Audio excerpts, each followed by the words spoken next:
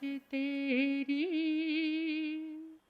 मुझ तेरी जुस्तजू है, मुझ है तलाश तेरी, मुझ तेरी जुस्तजू है, मुझको तेरी तमन्ना, मुझ तेरी आरज़ू है, मुझको तेरी तमन्ना, मुझ तेरी आरज़ू है। किस काम का ये जीवन, तेरा प्यार गर न पाया, किस काम का ये जीवन, तेरा प्यार गर न पाया, तुझसे न दिल लगाया, तुझको न गर रिझाया, तुझसे न दिल लगाया, तुझको न गर रिझाया, तुम बिन अंधेरी दुनिया, तुम बिन अंधेरी दुनिया, सुनसान चार सू है, मुझे है तलाश तेरी, मुझ तेरी जुस्तजू है, मुझको तेरी तमन्ना, मुझ तेरी आरज़ू है। आज का दिन भारत के लिए, इस भारत भूमि के लिए एक बहुत बड़ा आध्यात्मिक पर्व आज से प्रारंभ हुआ है और सब लोगों ने करवट ली है। पूरी मानव जाति ने नवरात्रों की आराधना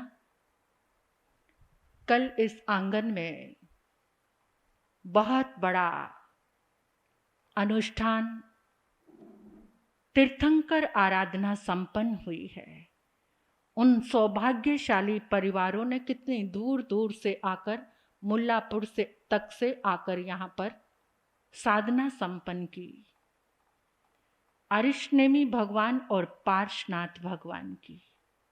इसलिए भूमि पहले से ही इतनी शुद्ध, पावन, पवित्र और ऊर्जामयी हो चुकी है। तो आज थोड़ी सी बात कर लेते हैं कि नवरात्रे यानी ये 9 रात्रियां, 9 शक्तियां हमारे जीवन में किस तरह से काम करती हैं। उस शक्ति को आज तक हमने पहचाना नहीं जो हमारे भीतर में हर समय विद्यमान है। तो जैसे ही नवरात्रों का आगमन होता है, ये 2 ऋतुओं का संगम है। गर्मी जा रही है और सर्दी आ रही है। 2 बार आते हैं नवरात्रे वर्ष में, और एक बार जिस समय वसंत जा रहा होता है और गर्मी का आगमन यानी चैत्र में जब आते हैं, तो उसमें वसंत जा रहा है और गर्मी आ रही है। तो इस समय जो हमारा इम्यूनिटी सिस्टम है वो कमजोर हो जाता है। जिस समय ये संधि काल आता है ना, अभी जैसे गर्मी जा रही है और सर्दी का आगमन हो रहा है, ये संधि काल में हमारा जो इम्यूनिटी सिस्टम है वो वीक हो जाता है। तो उस समय हमें जागरूक होना चाहिए। सात्विक भोजन, मंत्र जाप, संयम, सादगी, इसमें अपने जीवन को आगे बढ़ाना चाहिए, जिससे आप बहुत सारी बीमारियों से बच जाएंगे। तो ये कितना सुंदर संगम है। नवरात्रों में आज से सभी लोगों ने मन में एक प्रतिज्ञा की है, नियम किया है, हम शराब नहीं पिएंगे, वो लोग भी हम मांसाहार नहीं करेंगे, हम बाहर का होटल का भोजन नहीं करेंगे। घर का यानी भोजन में संयम, मन में संयम, तप और त्याग की आराधना से अपने भीतर जो शक्तियां हैं, हमारी सबसे बड़ी दैवी शक्ति कौन है? हमारी आत्मा है, और इसमें 8 गुण है। तो ये 8 गुण को जगाने के जो आज से दिन प्रारंभ हुए हैं, इन दिनों में ये आराधना, उपवास एक वैज्ञानिक बहुत बड़ा महत्व है। अगर साइंटिफिक वे से भी आप देखेंगे कि जो उपवास अगर हम करते हैं, उससे हमारा जो अंदर का सिस्टम है, उपवास के दौरान लोग क्या करते हैं, नवरात्रों में अनाज छोड़ेंगे, सिंपल भोजन करेंगे, बाहर का भोजन भी छोड़ देंगे। सब लोग, जो लोग जिनका जो हर समय, यहाँ पर मुझे एक बात समझ आ रही है कि सब लोगों को पता है कि मांसाहार करना एक पाप है, तभी तो 9 दिनों में छोड़ते हैं जो मांस खाने वाले लोग हैं। यानी वो खाना पाप है और 9 दिनों में छोड़ते हैं कि हम पाप को छोड़ रहे हैं। क्या उस पाप को हमेशा नहीं छोड़ सकते? 9 दिन से कल्याण हो जाएगा पाप छोड़ने से, पापमय आहार छोड़ने से, हिंसामय आहार। अगर ये जागरण आ जाए कि जब आपका दिल गवाही दे रहा है कि ये पापमय भोजन है, हिंसामय भोजन है, तो उसको हमेशा के लिए क्यों नहीं छोड़ सकते? सिगरेट नहीं पीना, स्मोकिंग, शराब नहीं पीना, इन दिनों में ये करने से हमारे शरीर से जो बैड टॉक्सिस हैं वो बाहर निकलते हैं, फैट जो है वो बर्न होता है। ये साइंटिफिक वे से बता रही हूँ कि जो मोटापा है, आपके जो फैट्स हैं वो बर्न होने लगते हैं, उनकी बर्निंग हो जाती है। तो इस तरह से ये उपवास वैज्ञानिक, और जो हमारा पाचन तंत्र है वो एकदम सॉलिड, मजबूत, अच्छा होता है, उसको आराम मिलता है। मानसिक और न्यूरोलॉजिकल भी इसका बहुत बड़ा प्रभाव है। वो क्या है?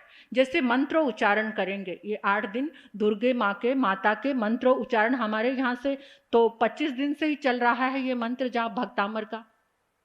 तो इस मंत्र उच्चारण से आपके भीतर में जो तरंगे पैदा होती हैं, उससे आपका जो दिमाग है उसका तनाव कम होता है मंत्र जाप से। ये साइंटिफिक वे है। नवरात्रों का आरती करते हैं लोग, संत समागम करते हैं, सत्संग करते हैं कि ज्यादा से ज्यादा इन दिनों में हम इतनी अच्छी ऊर्जा से जुड़ जाएं।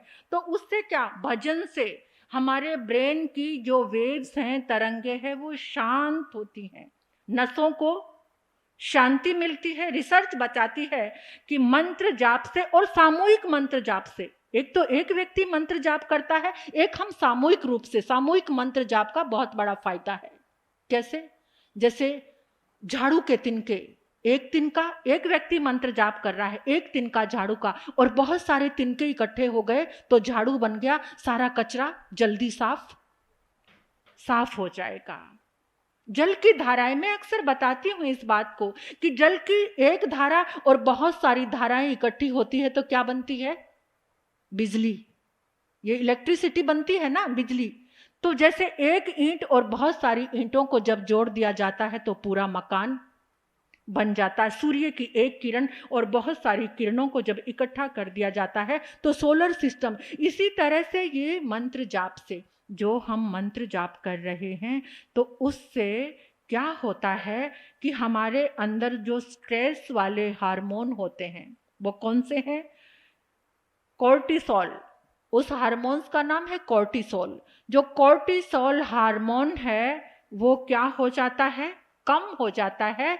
और हैप्पी हार्मोन डोपामाइन ये जो हार्मोन है ये आपका बनने लग जाता है। इससे ये भी फायदा है। इसलिए ये 9 दिन, और प्रकृति से भी हमारा जुड़ाव, प्रकृति के साथ पेड़ पौधों के नीचे बैठकर जो लोग अब इन 9 दिनों में आराधना करते हैं वो बहुत ज़्यादा शक्तिशाली हो जाते हैं। या भूमि पर बैठकर क्या करते हैं? बेड को छोड़ देते हैं, धरती पे अपना आसन बिछा लेते हैं। 9 दिन तक लोग मंजे पे, बेड पे नहीं सोते, भूमि पे शयन करते हैं। यह एक हमारी प्राचीन पद्धति है और इन दिनों में ब्रह्मचर्य व्रत का पालन किया जाता है। ये जो त्योहार प्रारंभ हुआ, इसके पीछे अगर देखा जाए, इसकी भूमिका को देखा जाए, इससे बड़ी सात्विकता, शुद्धता और शरीर को भी और आत्मा को भी शुद्ध बनाने की ये बहुत बड़ी प्रक्रिया है कि इस समय ब्रह्मचर्य व्रत के पालन को बहुत बहुत विशेष महत्व दिया जाता है। लेकिन धीरे धीरे इसका रूप बिगड़ चुका है। जितना हमारे महापुरुषों ने, ऋषियों मुनियों ने ब्रह्मचर्य व्रत पर जोर दिया, क्योंकि उस समय वो लोग देवी माता की प्रतिमा को स्थापित कर देते तो खुश होकर उसके सामने कुछ नृत्य किया करते थे, जो गुजरात में बहुत ज्यादा है, गरबा और डांडिया। उसके माध्यम से वो देवी माता को क्या करते थे, रिझाते थे।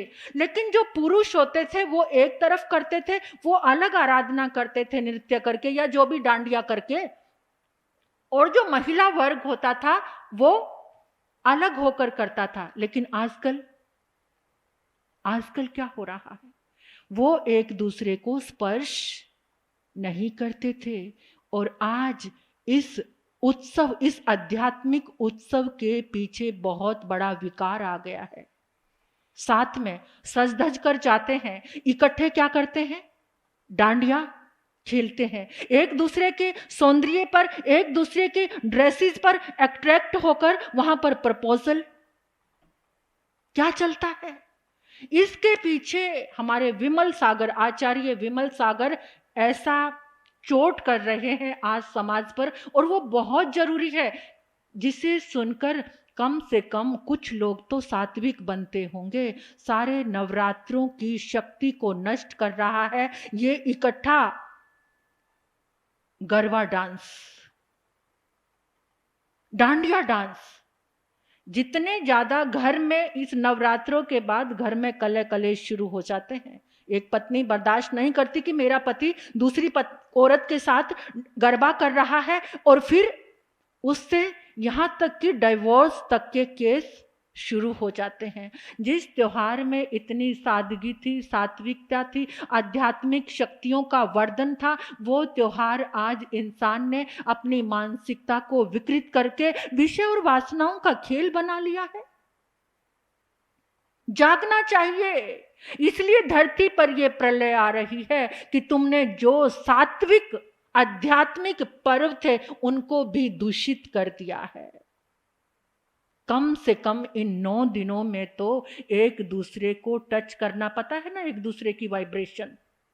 भगवान परमात्मा प्रभु महावीर ने तो यहां तक कहा है कि अगर तुम शुद्ध सात्विक जीवन जीना चाहते हो, जिस आसन पर पुरुष बैठकर गया है, अगर तुम साधना में लीन हो रहे हो 9 दिन, तो 48 मिनट तक तुम्हें उस आसन का प्रयोग, क्योंकि 48 मिनट तक उसमें उसकी वाइब्रेशन रहेगी। तो उससे बचने के लिए आज ये नवरात्रों की आराधना, अगर सही मायनों में जो सुन रहे हैं और जहां जहां आवाज आ रही है, आज हमारे युवा आए हैं केवली फाउंडेशन, इनके विषय में मैं बताऊंगी। थोड़ी सी मैं अपनी बात को पूरी कर दूं। जब युवा ऐसे मार्ग पर आगे बढ़ते हैं तो मेरा रोम रोम मुदित और प्रमुदित होता है कि ऐसे बच्चों के अंदर इतनी शक्ति और भावना आ रही है कि हम धर्म के मार्ग पर कैसे आगे बढ़ना है। और उसी मार्गदर्शन के लिए ये यहाँ पर आए भी हैं हमारे अनिल भैया, सबको अपने साथियों को लेकर के। तो मैं इनकी बात बताती हूँ। पहले थोड़ी सी ये नवरात्रों की सीख हम ले लें, थोड़ी सी हम सीख ले लें कि आज से जो माता की आराधना, पंजाब तो बहुत मातृभक्त है ना, माता की आराधना पंजाब में तो बहुत है, चाहे जैन लोग हैं। मैं कहती हूं कि करो, लेकिन कौन सी? सबसे बड़ी देवी आपकी आत्मा है।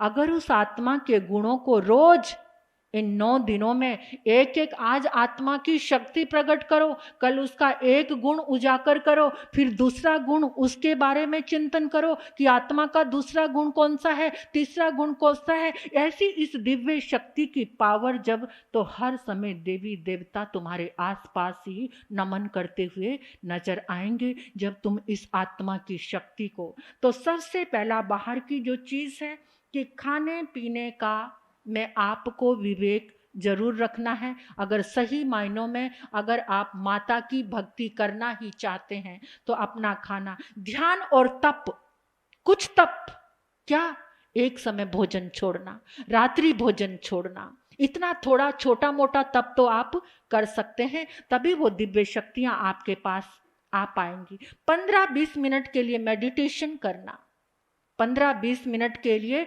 बिल्कुल आंखें बंद करके एकदम शून्य में जाना, कोई विचार नहीं, कोई भाव नहीं, सिर्फ मैं कौन है, मैं आत्मा, मैं कौन है, मैं ये तुम्हारा नाम नहीं, मैं। ये अद्भुत शिविर चला था अभी 3 घंटे का 16 तारीख को, उसमें हमने किया था, क्या वाणी थी महाविद्या की, आचार्य भगवान के माध्यम से ऐसा दिव्य अनुभव हमें मिला।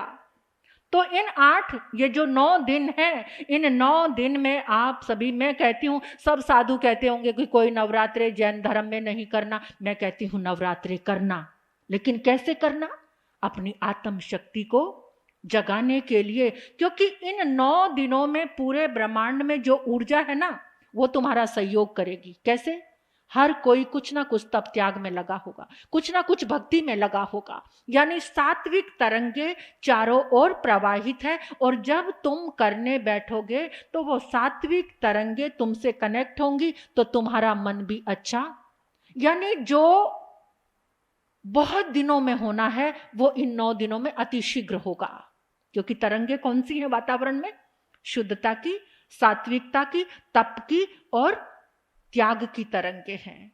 और इन 9 दिन में कोई भी क्लब मत जाना।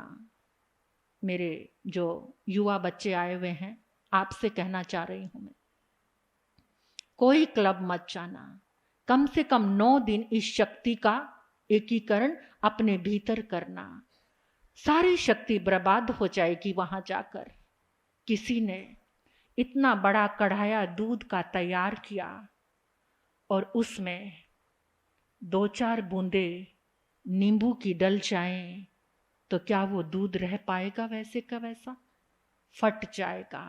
मत फाड़ना, मत फाड़ना।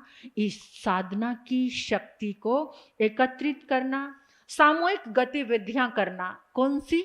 सामूहिक बैठकर अपने घर में कुछ समय के लिए, 10 मिनट के लिए, 15 मिनट के लिए जाप करना। आपकी तरंगों से आपके घर की दीवारें, छत, वातावरण, भूमि सबका शुद्धिकरण हो जाए उन तरंगों से। 10-15 मिनट के लिए बैठकर पूरे परिवार सामूहिक रूप में नमोकार महामंत्र का, अगर देवी माता पर ही विश्वास है तो ओम क्लीं कमल ध्वला भगवती चक्रेश्वरी नमो नमः। शासन देवी चक्रेश्वरी माता, वो भी देवी स्वरूपा है, और सब दिव्य शक्तियां एक ही हैं। क्योंकि जो नवरात्रों की आराधना कर रहे हैं, आज कौन सी देवी की पूजा है? शैलपुत्री। वो शैलपुत्री कौन है? कौन सी माता है वो? शैल किसको कहते हैं? पर्वत को। किसको कहते हैं? पर्वत को। और पर्वत कैसा होता है? किसी की उपमा देते हैं तो किससे देते हैं? पर्वत की तरह स्थिर है, सहनशील है। तो आपके भीतर में सहनशीलता की शक्ति, ज्ञान की शक्ति, स्थिरता, एकाग्रता की, धैर्य की शक्ति का जागरण हो, वो आत्मा के भीतर नेचुरल उसका गुण है, तो उसको आप प्रकट कर सकते हैं। और आत्म चिंतन, अपनी आत्मा का चिंतन करना, इसमें देवी गुणों की बहुत भरमार है। इतने देवी गुण हमारी आत्मा के भीतर ही हैं। प्रकृति से जुड़ाव रखना, अच्छे खुले वातावरण में, तारों के नीचे बैठकर, या फिर आपके घर में पेड़ पौधे हैं उनके नीचे बैठकर आप इस साधना को संपन्न करना। इससे आपका इम्यूनिटी सिस्टम पावरफुल होगा, आपका बॉडी डिटॉक्स होएगी, जो भी अंदर से मल है वो बाहर निकल जाएगा, रोम राशि के मानसिक स्ट्रेस कम हो जाएगा इस आराधना को करने से। और सात्विकता का ध्यान रखना, कम से कम इस 9 दिन में पुरुष और स्त्री इकट्ठे डांस नहीं करना। इससे अपने गिरते हुए मन को बचाना आपके हाथ में है। संग बहुत प्रभावशाली है। जब आप इकट्ठे डांस करते हो तो ख्याल करना एकांत में बैठ के उस समय आपके मन की हालत कैसी होती है, आपकी भावनाएं कैसी होती हैं। तो इन 9 दिनों में इस उत्सव को, इस त्योहार को आध्यात्मिकता के रूप से ही मनाना, विकृत अपनी मानसिकता को नहीं करना। इन जितनी हो सके तप और त्याग की एकाशना करें तो बहुत अच्छा है। एक दिन छोड़ के एक दिन आइंबिल कर लेना, उपवास करने का भाव जागे तो उपवास कर लेना। जितना भी हो सके जीवों को इन 9 दिनों में अभयदान देना। और जब मंत्र जाप कर रहे होंगे ना बैठे हुए, ना जाने कौन सी, क्योंकि इन 9 दिनों में दिव्य शक्तियां इधर से उधर जाएंगी, उनका आरोहण अवरोहण होगा। कोई इधर से जा रही, क्योंकि कहीं कहीं पर पुकार हो रही है उनकी, तो वो दिव्य शक्तियां। और आज हम दिव्य शक्तियों को ही महत्व दे रहे हैं, अपनी आत्मा को तो गौण कर रहे हैं। तो उसकी बात मैं आपको बता रही हूं। कोई भी दिव्य, आप नीचे बैठे मंत्र जाप कर रहे हैं, ऊपर से कोई दिव्य शक्ति जा रही है, उसने देखा इतनी आराधना, इतनी स्थिरता के साथ, वो दिव्य शक्ति तुरंत आपकी मदद करने के लिए, और उस समय जो आपका संकल्प चल रहा है वो दिव्य शक्ति आपकी मदद जरूर जरूर करेगी। लेकिन कब? जब आपके भीतर में तप त्याग का भाव होगा, जब आपके भीतर में सात्विकता का भाव होगा। इस भाव को लेकर ये प्रथम नवरात्रा आप सभी के लिए तप से भरा हो, त्याग से भरा हो, संयम से भरा हो, सात्विकता से भरा हो और आत्मीय शक्ति का जागरण करने वाला हो।